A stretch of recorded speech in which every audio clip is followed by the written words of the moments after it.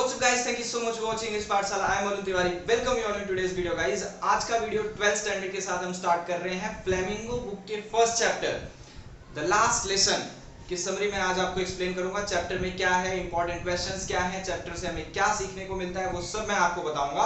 और रही बात सेकंड बुक की विस्टास की, उसके भी चैप्टर आपको इस चैनल पे बहुत जल्द मिलेंगे। सो अगर आप चैनल पर नए हैं और ओल्ड हैं लेकिन अगर आपने सब्सक्राइब नहीं किया है सो प्लीज आप चैनल को सब्सक्राइब कीजिए, बेल आइकन जरूर दबाइएगा ताकि जब भी नेक्स्ट टाइम हमारी नई वीडियो आएगी you will be notified the moment we will put a new video. So without wasting further more time, let's start. So friends, talking about the chapter the last lesson, chapter का नाम ही बहुत कुछ कहता है अपने आप में। लास्ट लेसन मतलब ये एक टीचर की स्टोरी है जहाँ पर उसका लास्ट डे स्कूल में कैसा होता है। फ्रेंच टीचर है जिनका नाम है, मैं इस तरफ आ जाता हूँ।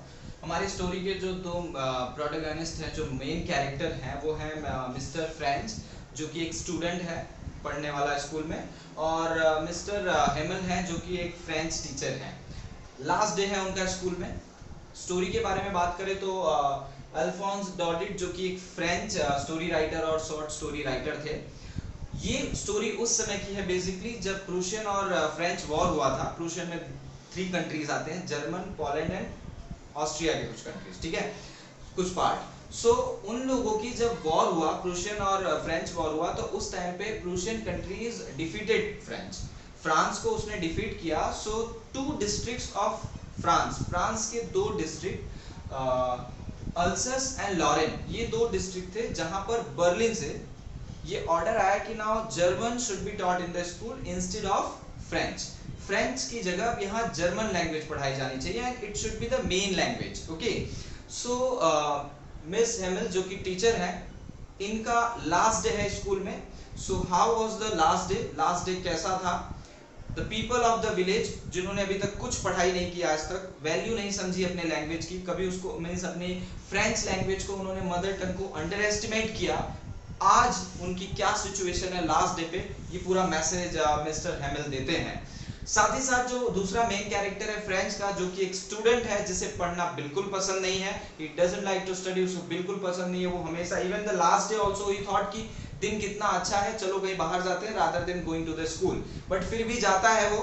तो स्कूल में उसके साथ जो कुछ भी होता है या जो कुछ चीजें वो देखता है वो क्वाइट ऑकवर्ड, वो कुछ नई थी उसके लिए, और यही रीजन है कि वो थोड़ा सरप्राइज हुआ कि आज ऐसा क्या हुआ है कि मतलब सब कुछ बदला बदला लग रहा है। Even the teacher is also wearing a new kind of dress.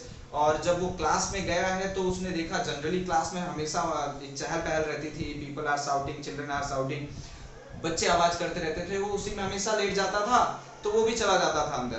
But आज देख रहा है कि संडे की तरह था, मतलब पूरा सुनसान, सब हैं फिर भी कोई आवाज नहीं आ रही, पीपल आर सिटिंग क्वाइटली, और मिस्टर हेमल है वो अपने हाथों में जो स्टिक होती है वो लेके वहां पर बैठे हुए हैं। तो उसे लगा कि ये क्या हुआ है, मतलब what is going on, this is like pure a thing that can never be imagined। ऐसा तो इमेजिन ही नहीं किया कि ऐसा कैसे हो सकता है। सो स्टोरी में आगे क्या होता है वो सब मैं आपको एक्सप्लेन करता हूँ। सो चलिए हम पूरे स्टोरी को देखते हैं, ठीक है।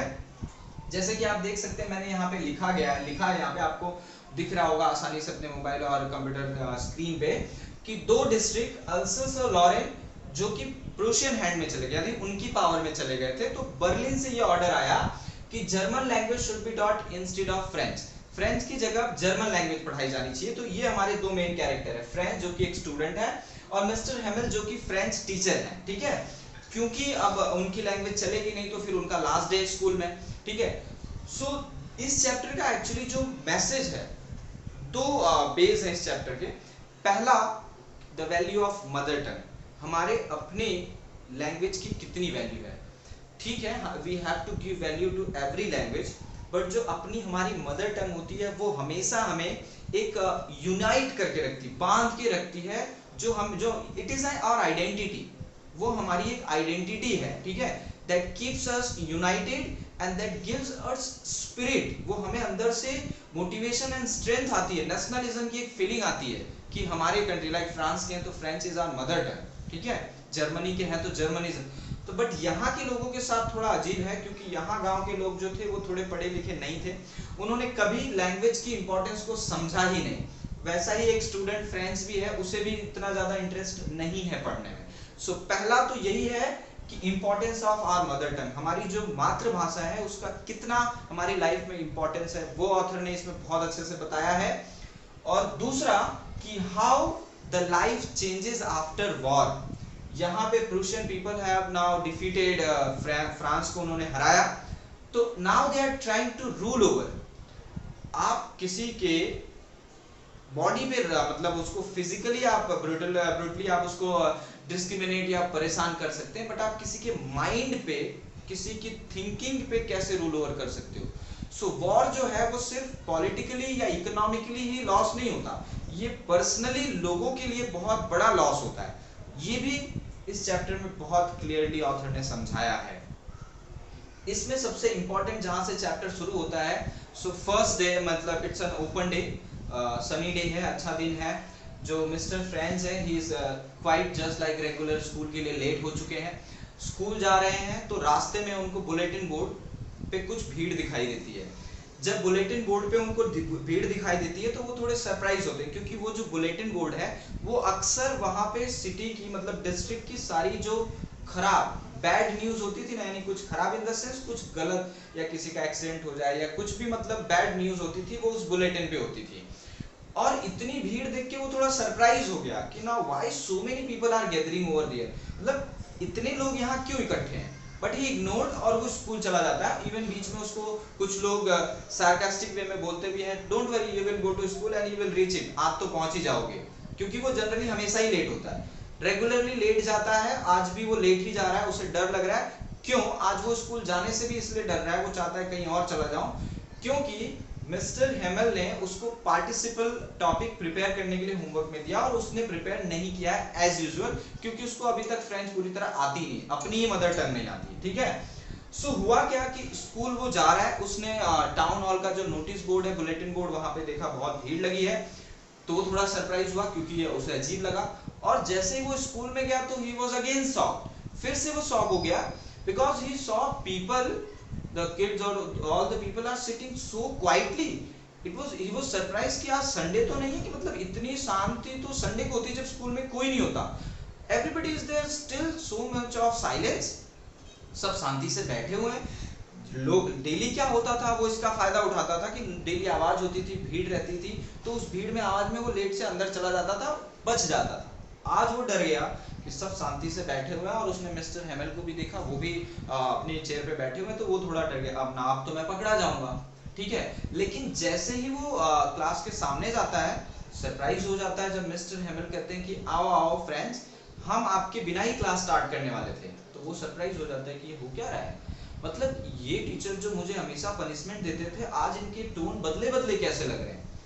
हालांकि वो अंदर गया, बैठ गया, अपने प्लेस पे बैठा, थोड़ी देर वो शांत हो गया, हाँ चलो आ गया अंदर। उसके बाद उसने जब पीछे देखा, जनरली जो प्लेसेस वैकेंट रहती थी, खाली रहती थी, वहां पर विलेजर्स आर सिटिंग, गांव वाले लोग बैठे हैं, तो वो सरप्राइज हो गया, मतलब इज फीलिंग वेरी ऑकवर्ड कि वहां बुलेटिन बोर्ड पे भी इतनी भीड़ लगी हुई है, यहाँ पर भी क्लास में विलेजर्स आर सिटिंग। और फिर उसने जब मिस्टर हेमल को नोटिस किया तो देखा कि मिस्टर हेमल अपने नॉर्मल ड्रेस में नहीं है, उनका ड्रेस थोड़ा एक्स्ट्रा ऑर्डिनरी है। एक्स्ट्रा ऑर्डिनरी मतलब सूट बूट पहन के रेडी है, और जनरली वो ऐसा ड्रेस तभी पहनते हैं जब कोई सेरेमनी हो या कुछ प्रेजेंटेशन सेरेमनी हो, तभी वो ऐसा ड्रेस पहनते हैं, मतलब स्पेशल ओकेजन्स हो तभी वो पहनते हैं।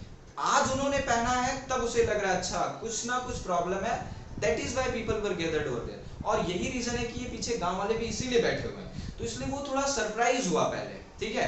हालांकि क्लास शुरू होती है तो मिस्टर हेमल सबसे पहले फ्रेंड्स को बोलते हैं कि डियर खड़ा हो, तुम खड़े हो जाओ, और जो तुमको होमवर्क दिया हुआ था पार्टिसिपल का वो स्टार्ट करो।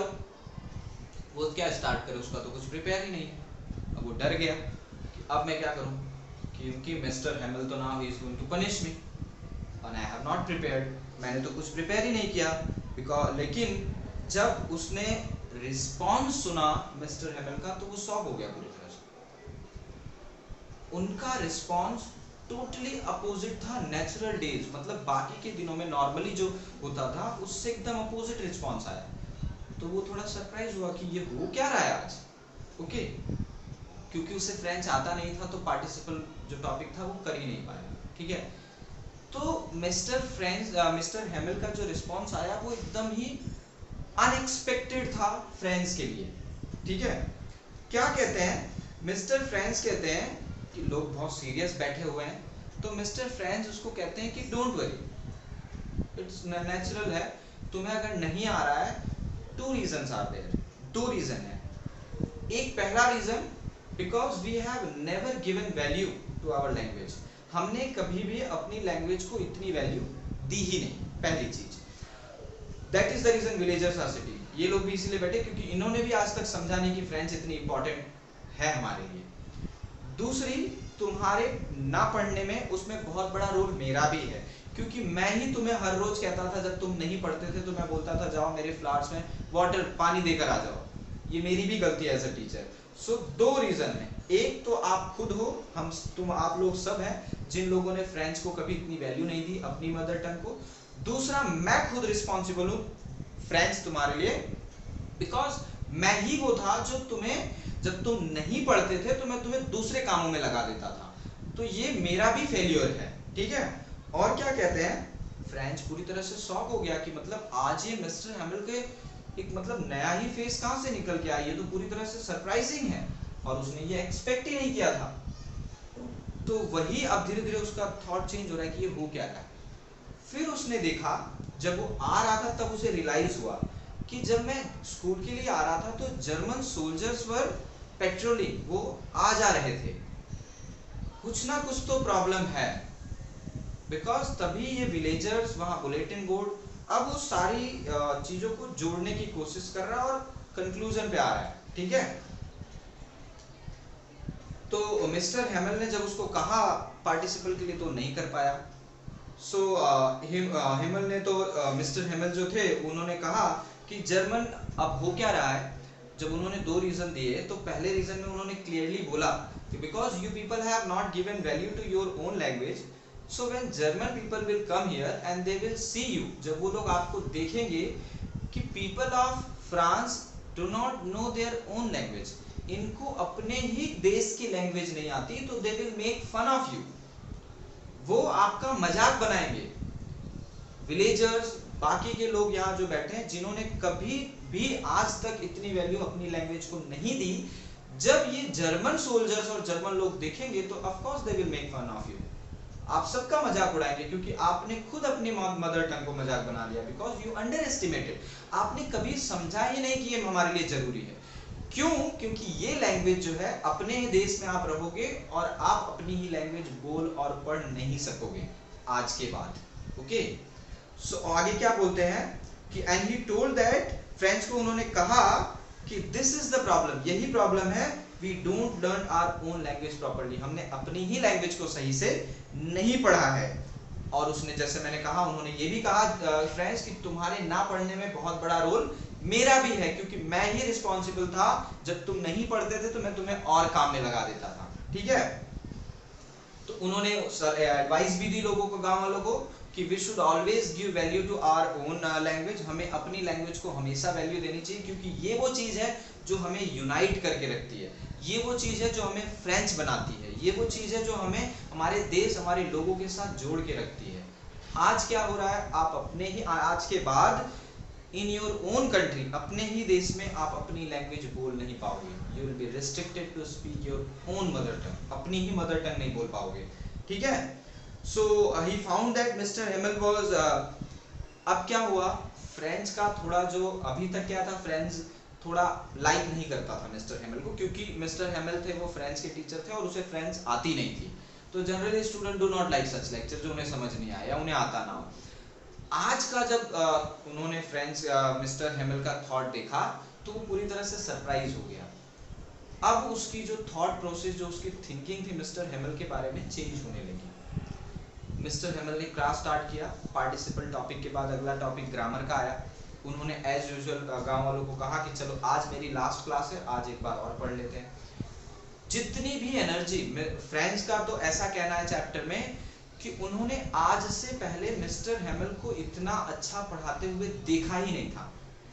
मे बी ये उसका परसेप्शन हो सकता है, क्योंकि मिस्टर हेमल हर रोज ऐसे ही थे, आज वो सिर्फ थोड़ा ध्यान दे रहा है, इससे पहले उसने कभी ध्यान दिया ही नहीं। ठीक है, गांव वालों को भी, फ्रेंड्स को स्पेशली ये लग रहा है कि Mister Hamel is at his best today, आज वो अपना सबसे बेस्ट दे रहे हैं। इससे पहले इतना अच्छा तो उन्होंने फ्रेंच कभी पढ़ाया ही नहीं।